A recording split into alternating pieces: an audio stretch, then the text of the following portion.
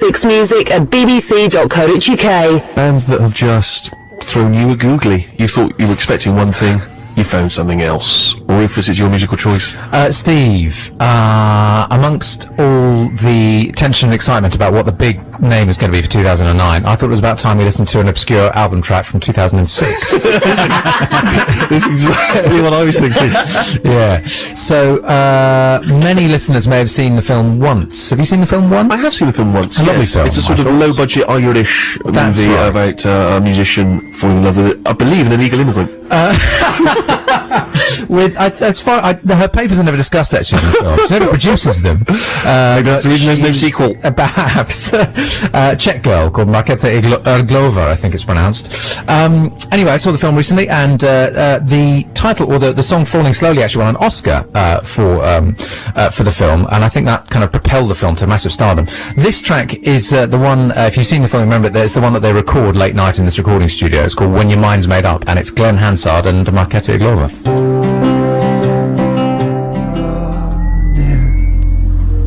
It's Rufus's musical choice on this week's Steve Show. Remind us again, please. When Your Mind's Made Up by Glenn Hansard from the Once soundtrack. Thank you very much indeed. There's a couple of band names that just don't really give me any information. Mega City 4. Yeah. No idea. I know it's taken from a Judge Dredd or 2000 AD comic. No more information. 10,000 Maniacs. I'm sure their music wasn't as aggressive as I was expecting. I was expecting there to be a lot more things smeared on walls, musically speaking, than there actually was. And don't even know if this is a 60s, 70s, 80s or 90s band. Toad the Wet Sprocket. Yeah, 90s. Are they? Yes. No idea what their sound is. And possibly just because it's, well, I know the one that really, I think, probably annoys and frustrates everyone is that one that's just 3 exclamation marks. Oh, yeah. Yeah, I mean, what does that tell you? Rubbish. Nothing. Wild.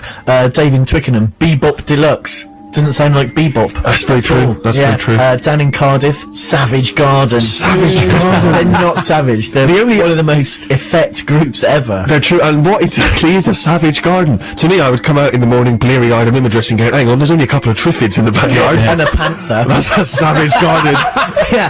And also anonymous texter ending 58. Oh yeah, typical. The Bare Naked Ladies, and neither female nor nude. I was expecting an entirely different evening.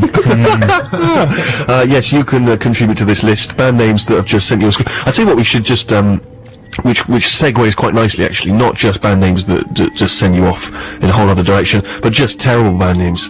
Because, I mean, there's some band names which, I mean, I've always had a real problem, and it seems harsh because they're a cute little band. The Franklin Walters. It's always annoyed me. It's such a twee little name. I'm presuming there's neither a Frank nor a Walter involved, which disgusts me. Also a couple that are sort of similar in idea. They're sort of punning in some way, or they're doing it up to something. And Mr. It's too clever without being clever. Yeah, Johan's put his texting fingers to one side and used his emailing fingers. Kid Rock, hardly rock, and he's 37. Beirut, I was expecting some exotic strings and belly dancers, not some floppy-haired Canadians. Yes, that's fair enough. That's very fair enough. Sorry, does 30-odd foot of grunts explain anything to you? I believe that's Russell Crowe's band, isn't it? Yeah, that's just nothing. But yeah, you can come in, just something to fill up the time, innit? Text us on 64046 or 10 on 6 Music. I get sent a lot of stuff in the old pigeonhole, as you know. I can't listen to everything, but I try my best. And this caught my eye. This is a little preview sampler of tunes from the XL record label. And there's different stuff on there. We've got MIA, Jack Peñate's on there. And this one I thought might be worth a listen. It is Hot Chip, and they've teamed up with Peter Gabriel to do a version, at last, to do a version of the Terrifying Vampire Weekend's Cape called Kwasa Kwasa. Have a listen. Vampire Weekend's Cape Cod Kwasa Kwasa, as done by Hot Chip and Peter Gabriel. Steve Show 6 Music with me, Steve Mitchell. We've still got James King coming up, previewing the big movie releases of 09. But prior to that, we have been just discussing band names which have just confused us. You know, we've heard them. We've thought, oh no, that's not for the likes of Steve.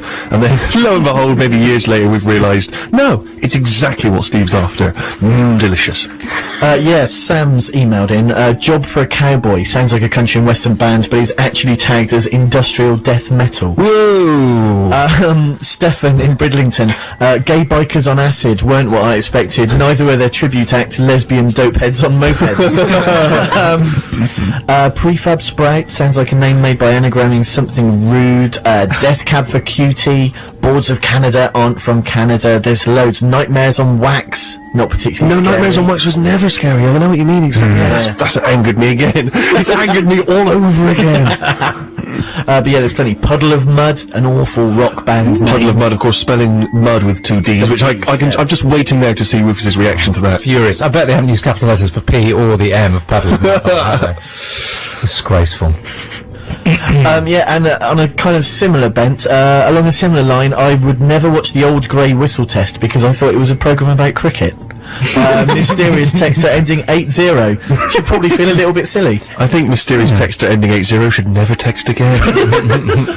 We were also talking as well about band names which we just loathe and that anger and rile us. There are quite a few, but I'm sure that you guys have got some big suggestions.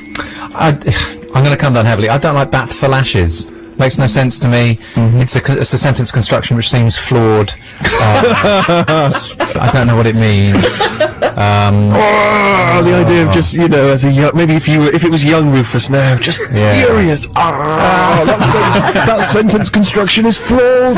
Get off the stage. Another something for something. Bowling for soup. Oh, that's disgusting. That's going straight. Is there another connotation? Is it slang in the United States or something? That would be. I think bowling for soup. The only thing that would be entertaining is if it was perhaps a late night cable program in which homeless people who are on the verge of starvation are forced to do competitive bowling for a lovely bowl of fresh piping hot soup. That is the only time that name should be Would used. one of there would be a victor and a loser as well? Would there? One soup, 2 alleys. And the 2 alleys, 1 bowl of soup, 2 alleys, coming soon to Channel 5. But also the victor, of course, is able to sit there at the end of the alley amongst the pins, just guzzling on that delicious hot soup, whilst the other one, Mulligatawny, it always starts with, coming up, soup of the day. Cream of mushroom. Hobo Joe versus Smackhead Jim. Who knows? We don't know yet if that's going to get commissioned, but we should certainly be sending that up the chain of command here at BBC. Any others? I always thought the Jesus Lizard was particularly stupid. I don't like Jimmy Eat World. No, as well. Jimmy Eat World is... I know, man, hang on, that's quite a difficult one. It's men called James forced to do something with Miss World. Now that's just very different.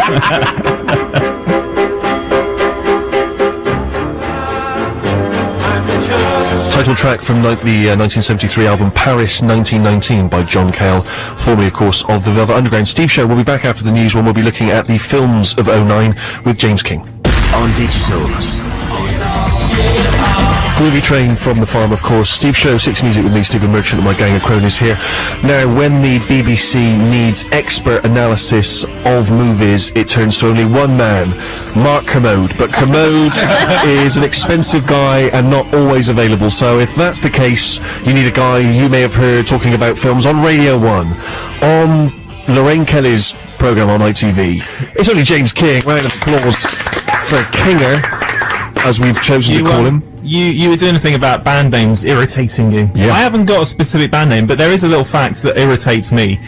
You know the Barry Manilow song, I Write the Songs? Yes. He didn't write it. Really? And he has the gall to sing with songs that make the whole world sing. Yeah. And he has written some. I'm not going to take that away from him. He didn't write that one. That's number 492 on Reasons to Hate Manilow. Yeah. There we are, I'm just adding it to the list. Good, well thank you very much indeed for coming in. Good, I'll see you later. Cheers. We, last week, were looking ahead to the anticipated musical stars of 2009. Yeah. And it seemed only right that we should also look forward to something which is a big passion of mine. I suspect many of our listeners. It's Movieland. And it's the Golden Globes tonight, of course. Of course, the first absolutely. big awards ceremony of '09. We always use the phrase, a good indicator for the Oscars. We do use that when we phrase. talk about the Golden Globes. Although it's a bit, I mean, I haven't been. I don't know if has anybody in the room been to the Golden Globes at all? Anyone? Show of hands. Quick show of hands. No. Okay. That's But annoying. you know, it's interesting because they're voted for by the foreign press. Yes, they are. You know, so you seem to know a lot about them. The Golden Globes? Yeah. Well, it's a lavish affair that only the most exclusive and talented folk get invited to.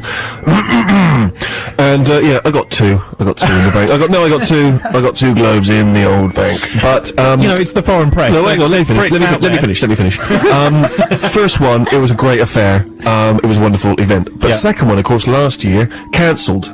Yeah. For some reason, I forget why. Oh, this is the strike. There was a big strike in yeah. Hollywood, so I couldn't go. So I couldn't get me lucrative goodie bag. This year, of course, the lucrative goodie bag has been reduced to, I think, some What's-Its. Yeah. You know, and a couple of, you know, an old DVD, an old.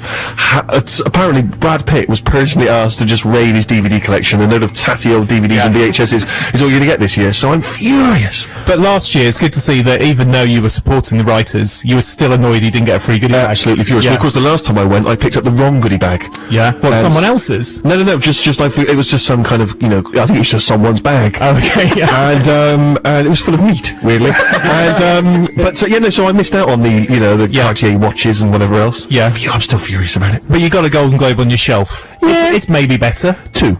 But anyway, enough about the Golden Globes. So That's they're happening this tonight. evening. Yes. Yeah, they're tonight. That's our way in. And what we're saying is, as these celebrate some of the big movies of the year, certainly the big movies of the first 6 months of the year, and often these are films that haven't even come out yet in the UK because they need to have come out and been seen by critics by the end of 08. Then it's a good chance to talk about what's big. Now, if you look at the list, Best Picture Drama category, because they have two categories for the Best Picture. We've got The Curious Case of Benjamin Button, which is Brad Pitt's movie. We've got Frost Nixon, which is Michael Sheen and Frank Langella. We've got The Reader, which is out, Kate Winslet. We've got Revolutionary Road, which is another Kate Winslet movie, and we've got Slumdog Millionaire, which came out on Friday, which is a fantastic film. So some good British representation in that. Listen, as a lot of the Golden Globe nominees are always very worthy pictures, and one of them you mentioned there was Revolutionary Road. Let's have a bit of music from Revolutionary Road, just like quietly playing in the background, as we get a little bit more cerebral. Or cerebral, however you choose to pronounce it, it's fine. Language very much. Rufus surely knows the answer. Cerebral, emphasis on the first syllable. Language very much a fluid tool, Rufus. Don't be tied down, please, to the 19th century. So you've seen Revolutionary Road, have you? I have indeed. This is out at the end of January. As I said, it's one of the two Kate Winslet movies that's big this month, but also getting a lot of nominations in the awards ceremonies. And it's her and Leo DiCaprio. So it is the reuniting of the two legends that made Titanic 11 years ago. And it's set in the 50s. It's about a couple. You might want to bring the music down a little bit. It's a couple. I don't know. Yeah, good. Sorry, carry on. It's a couple who Ernest. who actually have marital problems, and really that's it. But it's not the kind of marital problems where big events happen and they throw things at each other and they go, right, I'm leaving. It's more of a slow, insidious kind of marital problems where there's sort of a slow drip of pain and anguish and unsaid things between them. So like you said, it is very worthy, but you can utterly understand why they did it, why this is the movie that reunited them after all those years, because this is a real actors movie, isn't it? I'm not saying as an audience member I particularly enjoyed it, but you can tell why the actors would want to do it, because it's a real film of subtleties and nuances. Was it Problems in a Sack? So many, Harry, so many problems. But enough about James's problems. Oh, come on, good night. No, don't do that. Right, that's what the BBC are paying me for. Please. Yes, no, I thought it was. I don't really want to start criticising people's films. That's very much your job. Yeah. But and I don't even make them. Exactly. But it was a very stately film. I think. You know, it's very elegantly made. Lots of kind of elegant composition. The performances I thought were very strong. But ultimately, what do you make of the film? A little dull, and I think that's the problem, is that it can be beautifully, exquisitely made, as it is, by Sam Mendes, Kate's other half, and the acting great and just really, slow and intelligent, but